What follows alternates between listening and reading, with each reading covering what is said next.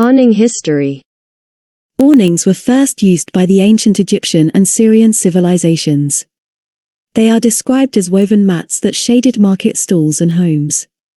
A Roman poet Lucretius, in 50 BC, said linen awning, stretched, over mighty theatres, gives forth at times, a cracking roar, when much tea's beaten about, betwixt the poles and crossbeams.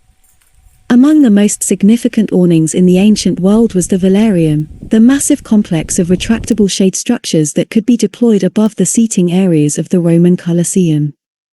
Made of linen shade cloths, timber framing, iron sockets and rope, the system could effectively shade about 1/3 of the arena and seating.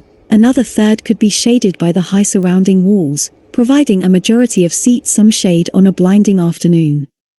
It is believed that sailors, with their background in sailmaking and rigging, were employed to build, maintain and operate the velarium.